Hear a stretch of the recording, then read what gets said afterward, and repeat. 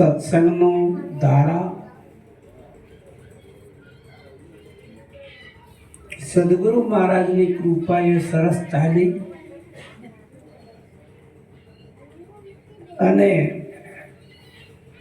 જેના માટલા હવળા હશે તો એનામાં નીર આવ્યું હશે, અને જેના માટલા ઊંધા હશે તો એને પાણી બીજે લેવા જવું પડશે. કારણ કે અમારી વાત તમને સંભળાય છે,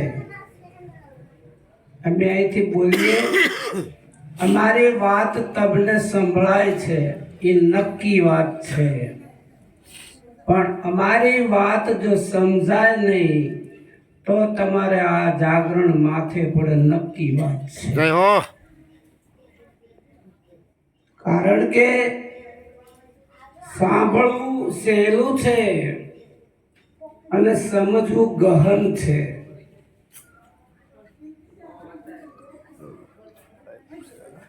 સાંભળવું સહેલું છે, સમજવું ગહન છે.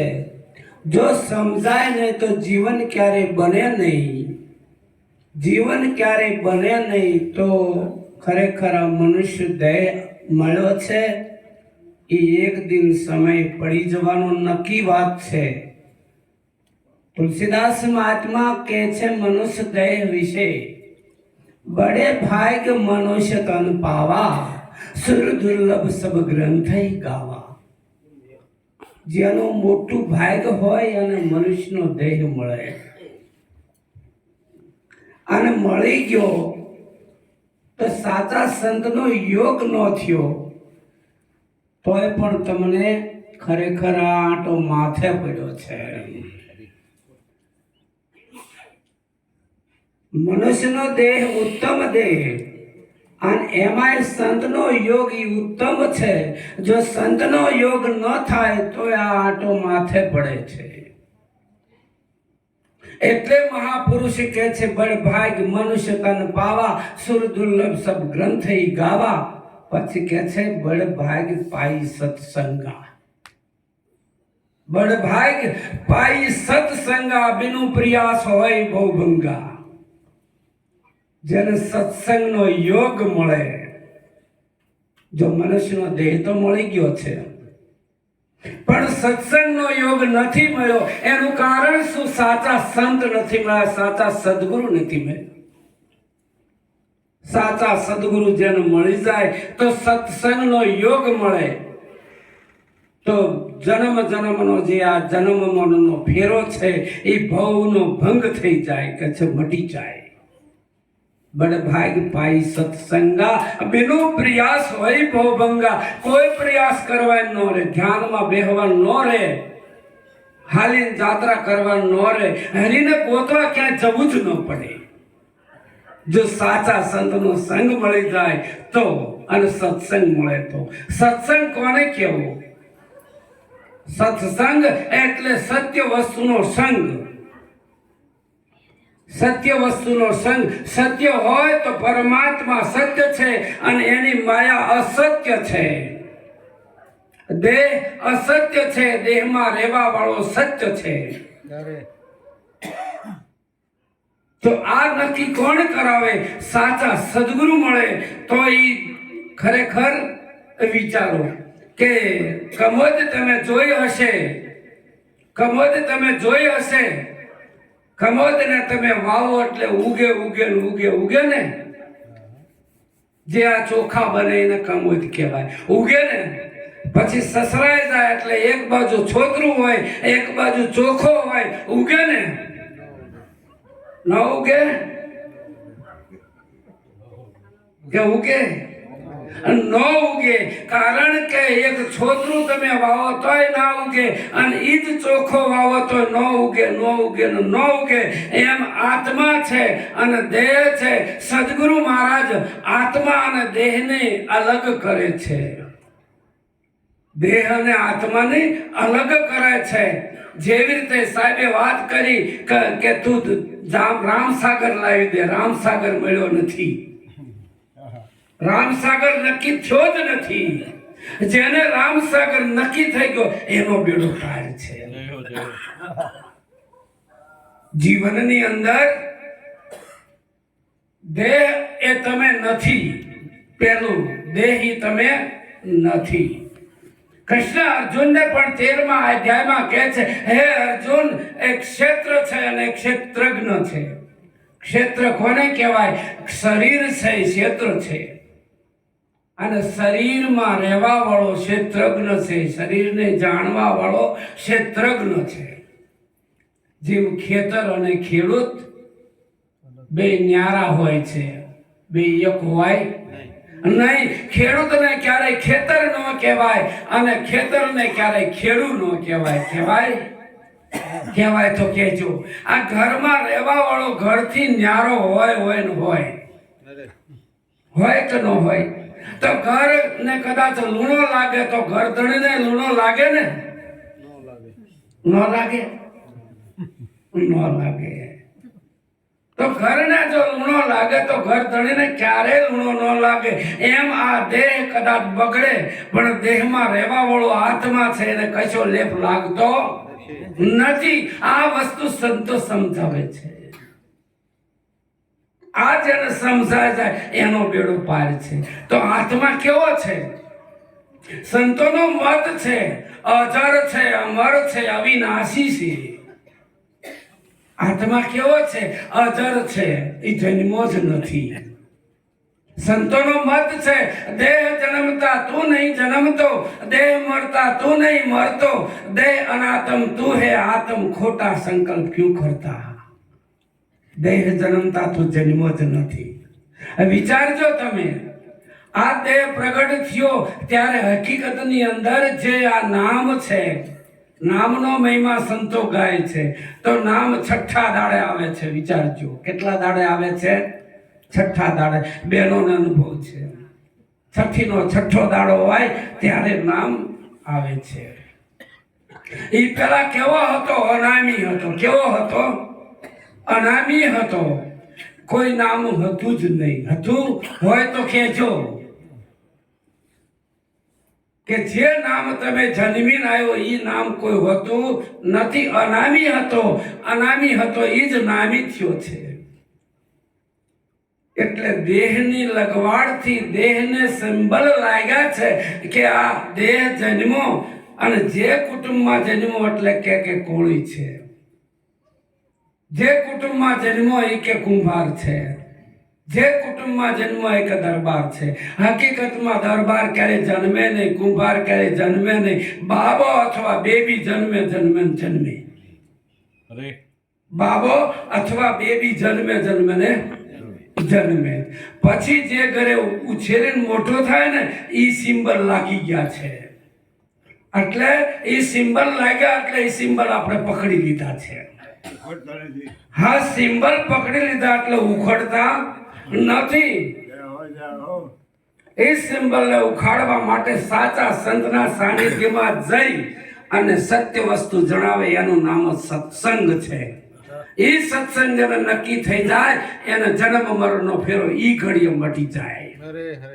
વાયદાનો વેપાર નહીં સાહેબ. વાયદા કરે ને તો સમજવાનું કે આ તમને મળ્યા છે ને એ ગુરુ હકીકતમાં અનુભવ ગુરુ મળ્યા જ નથી. કારણ કે હરેકે ના પાડે છે, હે અર્જુન, હું તપથી, જપથી, હોમથી, હવનથી, વ્રતથી કોઈ રીતે મળવા સમર્થ નથી. હારે બેઠા હતા ને કે નહોતા હારે? છતાં કીધું, હે અર્જુન, હું જપથી, તપથી, હોમથી, હવનથી કોઈ રીતે મળવા સમર્થ નથી. કોઈ સાચા સંત મળે ને એટલે હું મળી જાઉં છું કે છે. સાચો સંત મળે એ જ ઘડીએ હું મળી જાઉં છું. તો ભગવાનને ગોતવા માટે જપ કરે છે, તપ કરે છે, વ્રત કરે છે, હોમ કરે, હવન કરે. તો ભગવાન કૃષ્ણ અર્જુનને ના પાડે છે તો કોઈ લક્ષ પકડતા નથી. તો ઈ ઉપાય ચાલુ કરી દેવો પડે કે આ રીતે મળવા સમર્થ નથી તો મારે શું કરવું? મારે ભગવાનને મળવું તો છે જ તે. પણ ગુરુ વિના ભવ નિધિ તરહીને કોઈ, ચાહે બિરંચી શંકર સમ હોય. ગુરુ વિના ભવસાગર કોઈ તરી શકતા નથી. કદાચ બ્રહ્મા વિષ્ણુ મહેશ હોય તો એને શિર સદગુરુ છે. રામને શિર સદગુરુ છે, કૃષ્ણને શિર સદગુરુ છે, રામાપીરને શિર સદગુરુ છે. જો એ તાત્કાલિક ભગવાન થયા હોય તો એને શું ગુરુની જરૂર પડે કહો?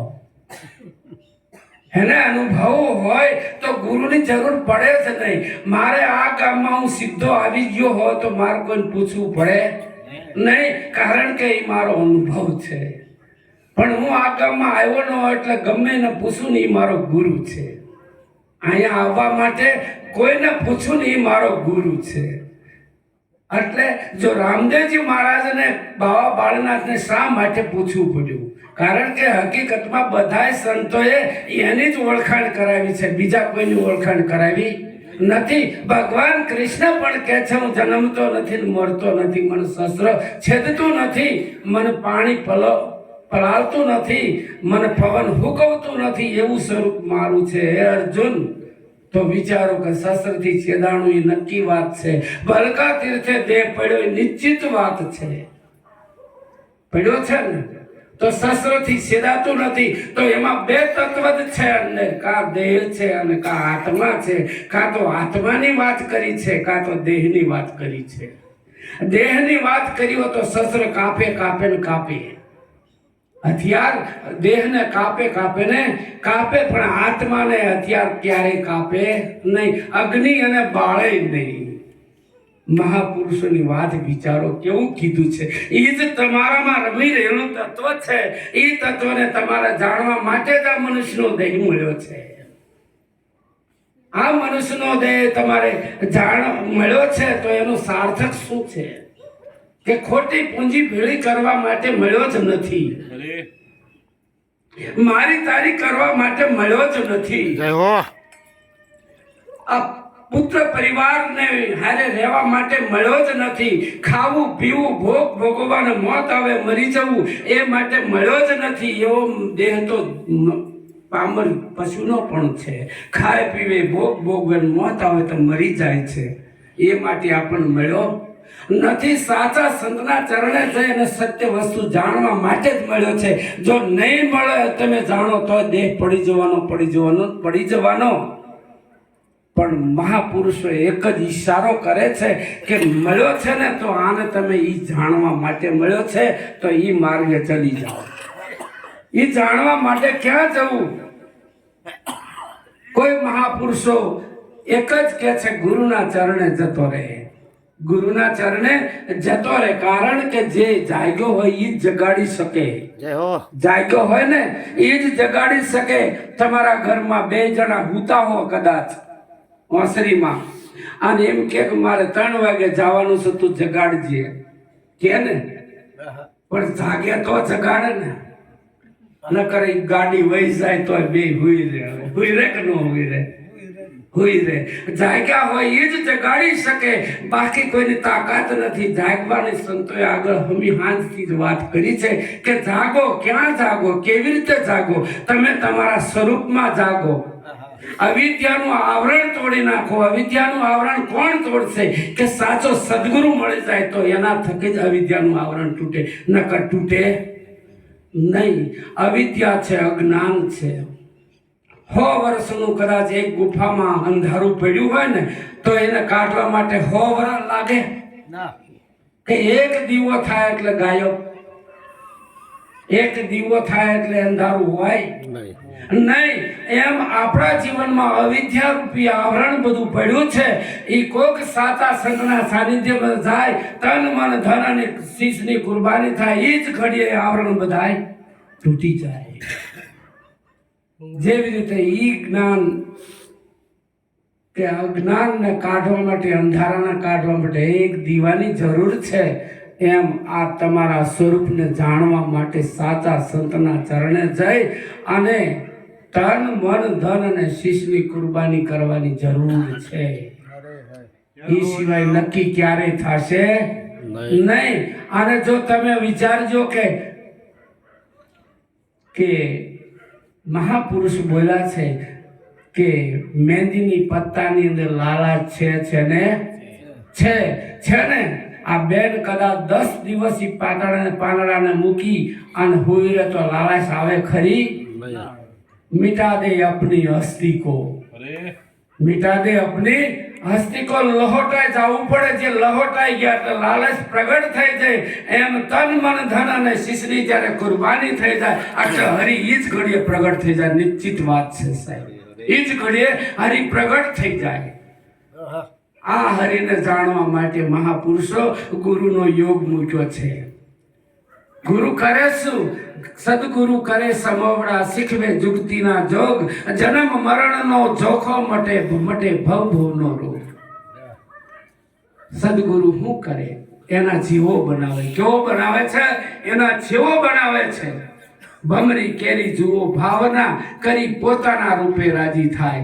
ઈયળને પકડે ને અને એ જ ઈયળને એના જેવી બનાવી દે, ભમરી બનાવી દે ને એવી રીતે સંતના સાનિધ્યમાં જાય ને એટલે હકીકતમાં એના લગો લડકી નાખે, એના જીવો બનાવે છે. એટલે મહાપુરુષો ખરેખર વિચારીને સમજીને વાત કરે છે. આગળ ઘણી વાત થઈ. હકીકતમાં પરમાત્મા તો એક જ છે, પરમાત્મા અનેક છે જ નહીં. આદિ અનાદિથી જે હાલું આવતું તત્વ પરમાત્મા છે અને એક બાજુ પરમાત્માની માયા છે. એટલે હું તો ઘણી વખત કહું છું કે વરરાજો અને જાન આવે ને ત્યારે જાનની આગતા જાગતામાં વરરાજો ન ભૂલાઈ જાય, એ ધ્યાન રાખજો. જાનની આગતા સાગતામાં વરરાજો ન ભૂલાઈ જાય, કારણ કે જાન એટલે માયા અને વરરાજો એટલે પરમાત્મા. જો માયામાં તમે રચા પચા રહેશો તો એક દિન સમયે તમારે ખરેખર તમારું સ્વરૂપ અથવા પરમાત્મા અથવા આત્માને ભૂલાવાના કારણ કે તમે આ જાનની આગતા સ્વાગતામાં રહ્યા છો. એટલે માયાનું લાલન પોષણમાં જેની સુરતા લાગી ગઈ છે એ પરમાત્માને ક્યારેય ભજતી નથી. ભજતી હોય તો કહેજો. માયાનું જ ભજન કરે છે, ઘણું ભજન કરે છે, માયાનું જ ભજન કરે છે. જેવું તમારું ભજન એ તમારી આગળ પ્રગટ થશે ને થશે. કામી માણસ હોય ને કામનું ભજન કરે તો પ્રગટ થાય ને થાય. લોભી માણસ હોય લોભનું ભજન કરે, લોભ પ્રગટ થાય ને થાય. એટલે મહાપુરુષો કહે છે કે ખરેખર તમારા જીવનની અંદર જેવું તમારું ભજન પ્રગટ થાય. જો તમે ઈશ્વરનું ભજન કરતા હો તો ઈશ્વર ઈ જ ઘડીએ પ્રગટ થશે ને થશે. સદગુરુ મહારાજ ઈ જ કરે છે. સદગુરુ કરે છે કે જો ગુરુ મળે એટલે કે છે 3 સફળતા મળે. એક તરત હરિનું દર્શન થાય. ગુરુ મળે એટલે ઈ જ ઘડીએ હરિનું દર્શન થાય. અને ગુરુ મળે એટલે જન્મ મરણનો ફેરો મટી જાય. ગુરુ મળે એટલે સ્વર્ગ અને નરકની આશાઓ જે હોય ને બધી બંધ થઈ જાય. અને સ્વર્ગમાં જાય કે નરકમાં જાય આ બધો જ બંધ તૂટી જાય. કારણ કે મહાપુરુષો કહે છે, નિરાજ મહારાજ એના ભજનની અંદર કહે છે, હમ હે જોગી અલખ અનાદિ પાર બ્રહ્મ કી પારા, નામ રૂપ ગુણ નહીં હમારે કબહુ ધરું અવતારા. હું ક્યારે અવતાર ધારણ કરતો જ નથી. જે મહાપુરુષને અનુભવ થયો છે એ પોતાના સ્વરૂપનું જેને પરમાત્માનું જેને આત્માનો અનુભવ થયો છે એ જ બોલે છે. મીરાને જ્યારે જ્ઞાન થયું, પાયોજી મેં નામ રટન ધન પાયો, ખર્ચે ખૂટે નહીં ચોર લૂટે નહીં, દિન દિન બઢત સવાયો, પાયોજી મેં નામ રટન ધન પાયો. મીરાને જ્યારે આ જ્ઞાન થયું છે ત્યારે બોલ્યા છે નામ રટન ધન પાયો. પોતાના સ્વરૂપનું જ્ઞાન થયું છે. એ ચોર ક્યારે લૂંટી શકતા નથી. આ ધન તમારું કદાચ તમે ઘરેથી તાળું વાહીને વ્યા જાવ ને તો ઉપાડ જાય ને ઉપાડ જાય. ચોર લૂંટી જાય પણ આ ધન કોઈ લૂંટી શકતા નથી. જે આ મહાપુરુષો બોલ્યા છે ઈ એનો અનુભવ છે. એ તમારાથી લૂંટી ન હગો, એની સમકક્ષ થઈ હગો પણ એનું લૂંટી હગો નહીં. મહાપુરુષો ના પાડે છે. એટલે જ્યારે જેને જ્ઞાન થયું છે એ મહાપુરુષો પહેલા સગુણ ભક્તિ કરતા નિર્ગુણનું જ્ઞાન થયું છે. મીરા જ્યારે કે છે સાસરે ગયા ને ત્યારે ભગવાન કૃષ્ણની મૂર્તિ ઉપર એને પ્રીતિ વધારે હતી. કૃષ્ણની મૂર્તિ લઈને જાય છે અને એ એક દિન સમયે આપણે જેમ ઠાકર જળ જીલવા જાય એમ એ ધરામાં નવરાવવા માટે ગયા. એમાં હાથમાંથી હરી પડી નવરાવા ગયા, એમાં હાથમાંથી હરી પડીને મેળ્યા રડવા, અને એના જે વડાળ એની માસી હતા, દાસી કહેવાય, એ રડતા હતા કે મીરાબા શું થયું, કે મારો ભગવાન ડૂબી ગયો. શું કીધું? મારો ભગવાન ડૂબી ગયા. તો કે મીરાબાઈ, ભગવાન ક્યારે ડૂબે નહીં, ભગવાન ડૂબે ને ભગવાન કહેવાય નહીં, ડૂબે ને ભગવાન કહેવાય. તરતો હોય ને તરિયો કહેવાય, તો ડૂબતો હોય ને તરિયો કહેવાય ન કહેવાય. એવી રીતે ડૂબે એને ભગવાન ના કહેવાય. તો મીરાબાઈને ઈશારો કરે છે. જો આજે સંતો આપણને ઈશારો જ કરે છે કે વ્યાપક બ્રહ્મ છે, જગ્યા કોઈ વિના ખાલી નથી. ભગવાન કૃષ્ણ અર્જુનને પણ કહે છે, અણુ અણુમાં મારો વાસ છે. તમે એક રૂપ ઉપર જ જોઈને બેઠા છો કે આને કૃષ્ણ કહેવાય. કૃષ્ણ એમ કે છે બધામાં હું છું. એ દ્રષ્ટિ આપણને મળી નથી. એ દ્રષ્ટિ ગુરુ મહારાજ કરાવે છે. તો બધે તમને હરી દેખાય ને દેખાય, કારણ કે ગુરુની આંખેથી હરી દેખાય. સતાર પણ બોલ્યા છે, હું જન્મની આંધળી મારા ગુરુએ આપી આંખ, ગુરુ કે મંજન આંજી હું મટી મારે સર્વે જાય. આંખ ખોલીને જોયું, ઘટઘટ બેઠો અલગ ધણી, ઘટો ઘટમાં મારો રામ બોલ્યો. મારા ભગવાન રામાપીરને અલગ ધણીને ઘટો ઘટમાં મેં જોયા. કે આંખ ખોલીને જોયું તો ઘટો ઘટમાં રામ. કારણ કે ગુરુની આંખ ચડે તો દેખાય, આપણી આંખેથી માયા દેખાય, ઘાટ દેખાય. શું દેખાય? ઘાટ. જે મહાપુરુષને અનુભવ થયો છે, દેહ સતા વિદેહી જનક બોલ્યા છે, દેહ સતા વિદેહી. તો આમાં દેહ સતા વિદેહી તમે છો, નક્કી વાત છે, પણ તમારી દ્રષ્ટિ ફરી નથી, મહાપુરુષો ના પાડે છે. જેની દ્રષ્ટિ ફરી ગઈ એને બ્રહ્મ દેખાય છે, અને જેની દ્રષ્ટિ નથી ફરી એને બાપા દેખાય. શું દેખાય? દેખાય ને, કલ્યાણ બાપા છે, એને બાપા દેખાય કે ન દેખાય? એને ભગવાન દેખાય? દેખાય કહેજો. હું આ ચોખ્ખા શબ્દમાં સંતોને સંતો, હરિ ગુરુ અને સંત એક સ્વરૂપ છે. હરિ ગુરુ અને સંત આ શબ્દ ભેદે જુદું દેખાય છે, પણ વાસ્તવમાં એક છે. વાસ્તવમાં એક છે. તમે રસોડામાં કદાચ રાંધતા હોય બેન, તો એ રસોડાવાળા કહેવાય, અને કદાચ રૂમમાં બેઠા તો રૂમવાળા કહેવાય. એકના એક જ હોય, બીજા કોઈ હોય નહીં. આ શબ્દ ભેદે નોખા દેખાય છે, વાસ્તવમાં એક જ છે. એટલે મહાપુરુષોએ કીધું કે હકીકતની અંદર ગુરુને હરિને જોવા હોય તો સગુણ સાકાર સ્વરૂપ જે ગુરુ મહારાજ છે, એ તમારે સગુણ સાકાર રૂપ બ્રહ્મ છે. જેને એ દ્રષ્ટિ થઈ છે એને ભગવાન દેખાય, નકર દેખાય નહીં. કૃષ્ણ પરમાત્મા યુદ્ધ વખતે વચ્ચે હતા. એક બાજુ કૌરવો, એક બાજુ પાંડવો હતા. કૌરવો શું બોલતા હતા? બરવાડો, પીંડારો, માછી, મામાને મારવા વાળો, કાળિયો, કપટી, આ દુર્યોધનના શબ્દ છે. મહાભારત વાંચી જોજો. અને એક બાજુ પાંડવો હતા, તો એ કે મારા ભગવાન છે. કઈ દ્રષ્ટિ બેની છે? એમ આપણી દ્રષ્ટિમાં દોષ છે. દ્રષ્ટિના કારણે આપણને બીજું દેખાય છે. એ જ દ્રષ્ટિનો દોષ સુધારવા માટે સાચા સંતના ચરણે જઈ અને તન મન ધન અને શિષ્યની જ્યારે કુરબાની થાય તો દ્રષ્ટિ ફરી જાય. નક્કી વાત છે. ભાઈ આગળ ઘણા મહાપુરુષો બોલ્યા છે. કારણ કે જેને હરિના ચરણે ગયા ને એની દ્રષ્ટિ વેણ અને જ્ઞાન બદલાઈ જાય છે. આગળ વાત કરી જીવનની, તો જીવન પણ બોલ્યા છે કે અક્ષર વિનાનો, અને એ કે વીણ અક્ષરનો અક્ષર વડ લી અને દાસી જીવનને ભીમ મળ્યા, અને રાતનો થઈ ગયો દી. રાતનો થઈ ગયો દી. અત્યારે તમને એમ કે રાતના દી થઈ ગયા, તમે સાચું માનો ખરા? પણ જ્ઞાન જેનામાં પ્રગટ થઈ જાય ને, એ સાહેબ અજ્ઞાન રૂપી અંધારું જતું રહે, એ રાત છે. અને પ્રકાશ જે જ્ઞાન થઈ જાય તે દી થઈ ગયો કહેવાય. એટલે સંતો કહે છે, આજ સખી મારે આનંદની હેલી, આ હરિમુખ થઈને જોઈને હું થઈ ઘેરી. આ હરિમુખ જોઈને હું થઈ ઘેરી, મોટા મોટા મુનિઓના ધ્યાનમાં નો આવે ઈ સાંભળ્યો મને બોલાવે. ન ગઈ ગંગા ગોદાવરી કે કાશી, મહાપુરુષ જો કે છે કે ક્યાંય હું ગઈ ને એને ઘરે બેઠા, ત્યાં ઘડ પડી ગઈ ત્યાં ભગવાન મળી ગયા. સદગુરુની વાતની ઘડ પડી ગઈ ત્યાં ભગવાન નક્કી થઈ ગયા. પછી ક્યાંય જવાનું રહેતું નથી.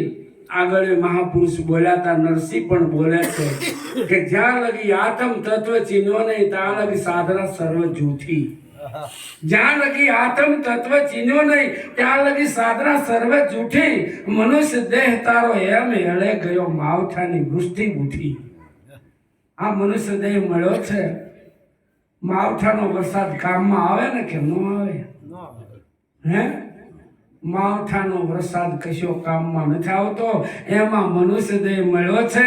અને જો તમે નામ નહીં જાણો, આત્માને નહીં જાણો, તો તમારે કહેશે માવઠાની વૃષ્ટિ ઉઠી હોય એમ જતો રહ્યો કે છે. શું થયું સ્નાન સેવા પૂજા કર્યા થકી? શું થયું ઘરે દાન દીધે? શું થયું ધરી જટા ભસ્મ લેપન કરે? સુખ થયું વાળ લોચન કીધે. મહાપુરુષ ઈશારો કરે છે. ખરેખર આગળ બધું એને કર્યું છે, પણ જ્યારે જ્ઞાન થયું છે ત્યારે બધું છૂટી જાય છે. આગળ ઘણી વાત કરી કે દીકરી જ્યારે બાપના ઘરે રહેતી હોય ને ત્યાં બધી કોઈ ઠેકડા મારતી હોય ને બાપના ઘરેથી જ્યારે વિદાય થઈ જાય ને એ જ ઘડીએ એની બેન પડીને કે આવજે મારા ઘરે. ક્યાં કે મારા ઘરે? તો આ તો મારા બાપનું ઘર છે. બાપનું ઘર એટલે માયાનું ઘર છે. જેની વર્તી માયામાં રખડે છે એ ક્યારેય તે બ્રહ્મનું સુખ માણી શકતી નથી. અને ત્યાંથી જે ઉઠી જાય એટલે એ બ્રહ્મનું સુખ, જેનું પતિનું ઘર છે ને એ બ્રહ્મનું ઘર છે. જેની સુરતા બ્રહ્મ હારે લાગી ગઈ, શબ્દ હારે લાગી ગઈ, તો એની સુરતા એની હારે આનંદ કરે છે. એટલે સતાર પણ બોલ્યા છે કે પિયુના સુખને તો બેની પરણેલી માણે. પિયુના સુખને બેની પરણેલી માણે. શું જાણે ઓલી કુંવારી કન્યા એ પિયરિયું વખાણે? શું માણે ઓલી કુંવારી કન્યા એ પિયરિયું વખાણે? મહાપુરુષો આ બહેનો માટે નથી કીધું. જેની સુરતા શબ્દ હારે વરી ગઈ છે, જેની સુરતા સદગુરુ મહારાજના ચરણે, સદગુરુના વચનમાં વરી ગઈ છે, એ કે છે પછી આ બીજી વાતો એને ગમતી નથી. એટલે આજના જીવનની અંદર આજ ઘણો સત્સંગ સારો થયો છે અને બધા સંતોએ સરસ વાત કરી છે. અને કલ્યાણ દાદા અને એમના પરિવારને ધન્યવાદ છે કે આવો યોગ અવારનવાર રચતા રહે છે. કારણ કે જેને સદગુરુ મહારાજનું વચનનું પાલન કર્યું છે. અને અહીંયા એમના ગુરુ મહારાજ એક જયદેવ બાપા છે, એક બાજુ આપણે લમજીરામ મહારાજ છે. આ જે સાનિધ્યમાં આ યોગ રચાણો છે, ધન્યવાદ છે આવા મહાપુરુષોને. અને આમાંથી બીજા નથી જેને જાણ્યું એ જાણવાની અને તક મળે એવું મારી પ્રાર્થના. આટલું બોલીને મારી વાણીને વિરામ કરું. સદગુરુ મહારાજની